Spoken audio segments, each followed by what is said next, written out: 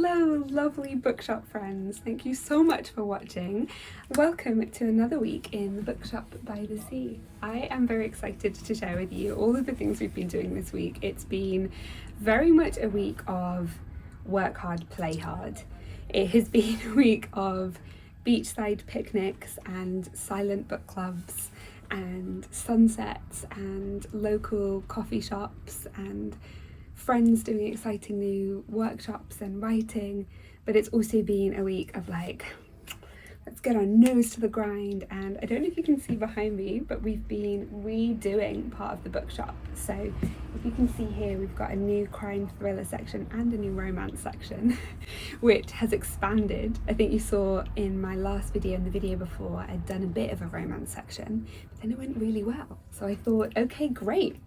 Let's lean into this summer. I feel like it's definitely something that people want to be reading more when they're, visiting a small town by the sea and sitting on the beach. So we've leaned into that this month. I thought I would also tell you a little bit about some of the best sellers. We'll show you all these different things. And I also visited a farm and read books with people in the farm, and that was really beautiful. Yeah. It's been a great week, so let me tell you some of these things that are going to come up.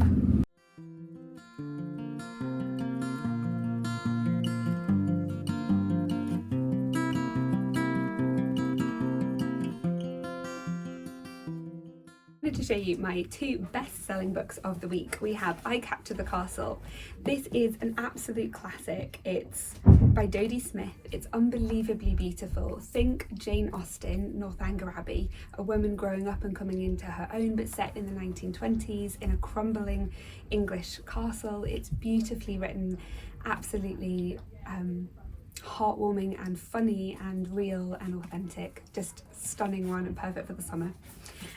Also, The Song of Achilles by Madeline Miller. If you might have heard of Circe, which was a Greek myth retelling, The Song of Achilles is about men in that Greek mythology world. It's a retelling, it is powerful, punchy, it's quite sad, just to warn you, but it's something that stays with you for a long, long time.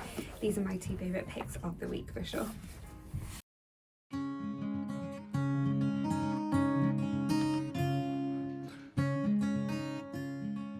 So we have been organising Aberystwyth Poetry Festival, as I mentioned last week. This is a huge undertaking. It's 20 kind of volunteers, 5 staff members, 42 poets, musicians, and then I think 6 different venues this year.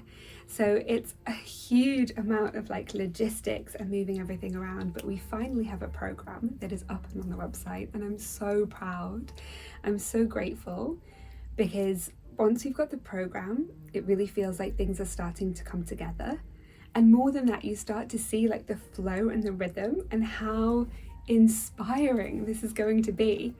Like, I grew up in a rural town in the Lake District, in a small town, and it was beautiful and the community was epic, but we didn't get to see a lot of authors or writers. And so it does, it changes the way that you think when you see people doing things like being an author or being a musician, in these creative roles. It starts to make you realise that you can do it too. And I think that's incredibly inspirational and incredibly important. And I think all of these books, this book here, let's see when it was published, 1887. And it was given to D. Howard in 29th of the 9th, 1888. Like, that's literally, see that? Books have this life, they have this journey, and our words and our stories, they matter, they have meaning. And I'm so proud of putting together a festival where in this rural area in Wales, people will travel from all over the country to get to come and hear people's stories, hear people's words, hear people's writing and poetry. I think it's going to be really beautiful. And if you can come along, please do. If not, then follow us online, and I promise you I'll record as much as I physically can do and post it on here so that you can hear people's words. But just doing this, it takes so much work and so much effort, but I love, this is the hardest bit, the right before, and kind of carrying the team and trying to bring that positive energy to make sure all my team members are supported, but also that we're getting that right kind of balance of still feeling supported but still getting things done and working, and also that the poets have feel that support and that passion for what we're doing. And then afterwards you always get the most amazing feeling. So I can't wait for in 4 weeks time. The Poetry Festival is the 6th to the 8th of June. I'll put a link down below in the description to the tickets if you want to come. But that feeling of like, oh, we've achieved something that's really beautiful. I'm really excited for that. I'm excited for that feeling and to see it all come together and to hear, like, the best thing is that I get to also now hear a lot of these poets' voices. I've actually got some of their poetry books. I'll bring them to show you. Okay, here are some poetry books. So the first one we have, Eremos. Isn't this cool? They're coming and they're going to talk about, we're having the illustrator and the writer come, so they're both going to talk, and they've got these amazing illustrations coming all the way through, so that should be super interesting. So Peter Stevenson and Mark Lewis are going to be doing a talk on this book and a book launch, but also going to be doing a Welsh folk tales event for Peter Stevenson is going to be doing that for children up in Aberystwyth Arts Centre, so that's going to be epic. I'm really looking forward to that. These are, we had Kim Moore last year, and these are just some of the other poets that have inspired me, by a publisher called Seren, who specialises in Welsh poets and publishers. So that's really exciting. Look at that cover. So we've got a couple of their authors coming in as well. I'm really excited to hear them. One of them writes all about the feminine voice and motherhood, and I'm really excited. Last year we had someone come in and talk all about ADHD mind, which I related to a lot, and that was really fascinating. And that was Rachel Charney's book Octopus Mind. Incredible book. I'll link that below as well. But I'm really glad that I get to now do some of these readings and hear them and interview and ask my questions. Kind of feels like a dream come true. Right now we're about to have a staff meeting and go through everything and try and make sure everyone's up on speed. So wish me luck with that, and then we've got a bonfire on the beach afterwards as well. So yeah.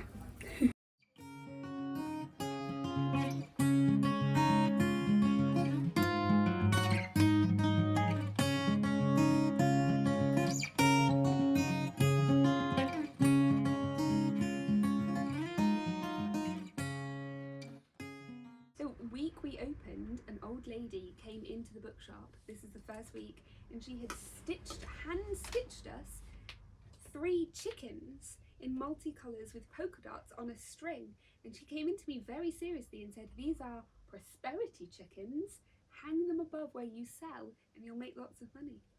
What happened to those chickens? I have them right above every cell. Are they there now? I've never seen this. Sorry. We need this prosperity chicken. Why are we not Sorry. talking about these? We're talking about all the ideas of making more money. More chickens! More chickens, more cash. I love it. If anyone wants to send us and post us stuff, it's great.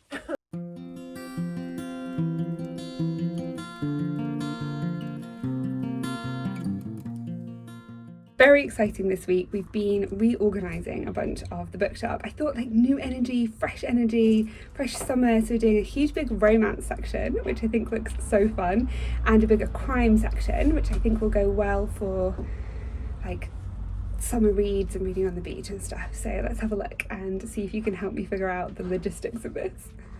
So now we've got to move all of the books. So I've started creating stacks of books on the floor, which I'm not sure is the best way to go, but we'll try. I think they could go back into nature. Yeah, probably. I reckon. So what are we doing? We're having a spring clean. Yeah, just making the shelves look all pretty. Yeah. And then we're putting some cards out. Lovely Welsh language cards. They might go well in summer. Yeah, exactly. I really like that notebook that you're holding. It's made by Rebound. It's really nice. It's a charity that works to recycle old books like this, called Rebound Books, and they work with disabled people to help make these, like, hand stitch the pages and like do an activity together. I think they're gorgeous. And it also means a donation to the charity. It does. Yeah. It does. It's really nice. Double lovely. So we're redoing part of the bookshop now, and I'm thinking that if we can create more of a children's area here, then that would be really nice, where people could sit down more. And I bought a new rug downstairs, and then I'm thinking we could move this shelving unit to here, kind of coming out, thus creating a corner, and therefore giving kind of, people love to like browse books in corners, so that's my theory. Let's see if it works.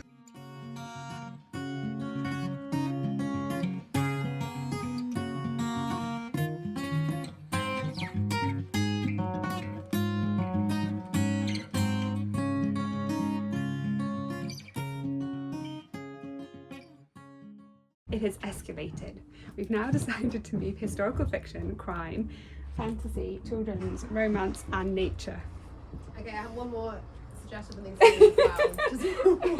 One more suggestion incoming. Go on, let me introduce you to Alexia. This is Alexia. She's doing amazing stuff over here with the nature section. So at the moment I've got a nature section, but then it sort of like segues into like classic children's fiction. Okay. So I was thinking we could move this into our new children's area. Yeah. So it's got like Enid Blyton's, it's got like... Yeah, they all need to move for sure. Yeah. And I love that suggestion. And we've also got a lot of room on this side here of children's classics, which I think could be moved. Yeah, But moved we're here having, too. no, because we're having classics on here, aren't we? So everything that was in there is going to go here. And then we could have children's classics next to that. That'd be nice. Flow nicer into it. I like it. Yeah. Bye, Funtime Tales.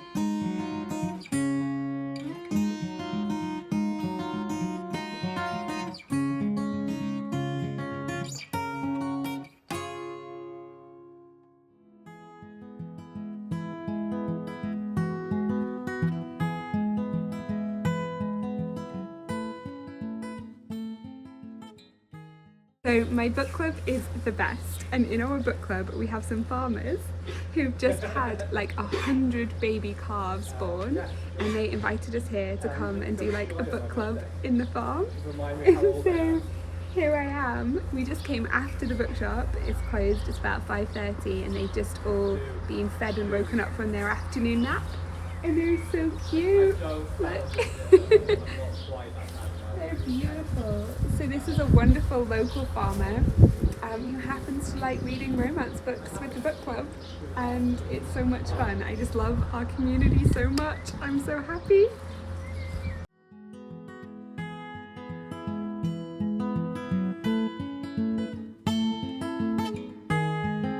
I think I'm in heaven.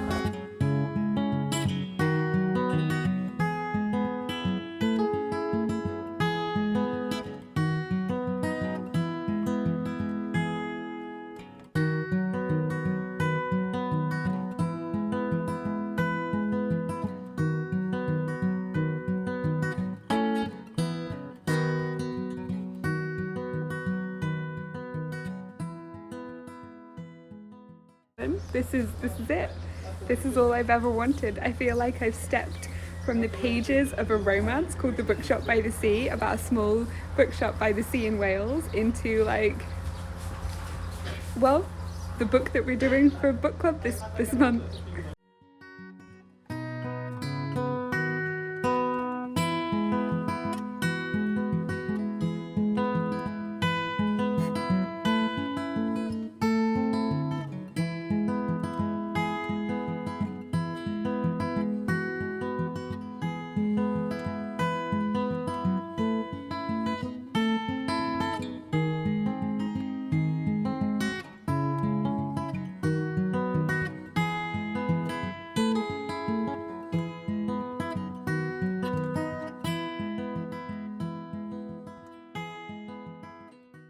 This is what I brought with me to read here, The Strawberry Patch Pancake House. This is our book club book, romance book of the month. We have a more cultured translation from Korean for our actual book club, but this is the one that we're doing, and I just feel like this, I don't know, what could we call it, like book club and cows, book club calves, book club cows and coffee, I don't know. Oh my god, it's using my hair.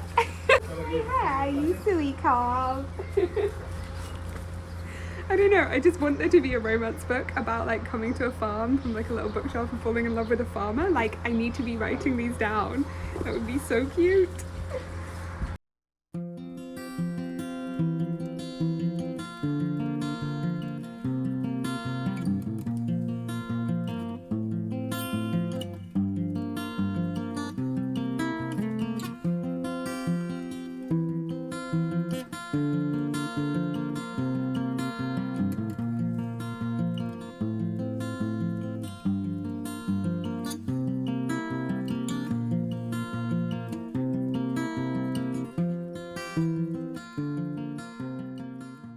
It's not only that, it's just the whole experience. Like, I just talked to a farmer whose farm this is, and he was saying he joined the book club at a really hard time for him, at a lonely time, and that the book club gave him that community, and it's just the best community of writers and people who love reading. And sometimes we sit in silence and read, but mostly we always seem to end up chatting.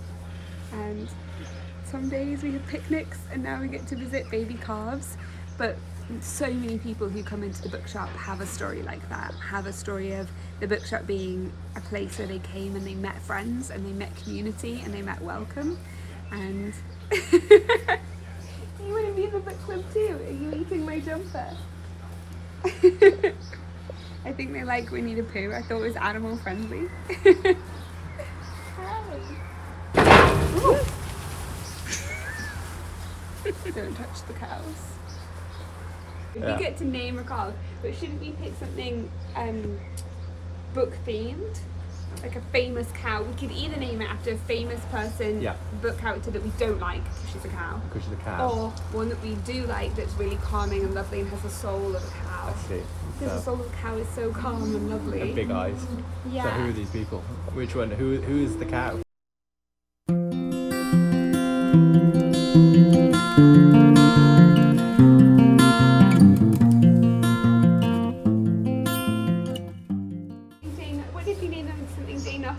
Yeah, just Jane Austen, or no, not an author. No? We can't call it something like Freya's cow because I'll get really sad if it. I mean, dies. a lot of my friends have named them after themselves. So I've got a Fran, I've got a Scotty.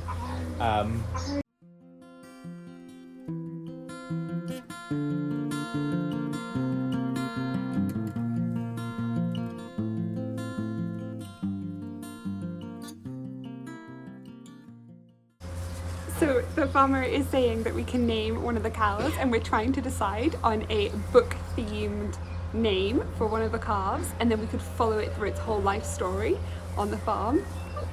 That would be so cute. Any suggestions, put in the comments for ideas of what you want to name this baby calf. I'm thinking something that represents the soul of a cow, like gentle and beautiful and literary.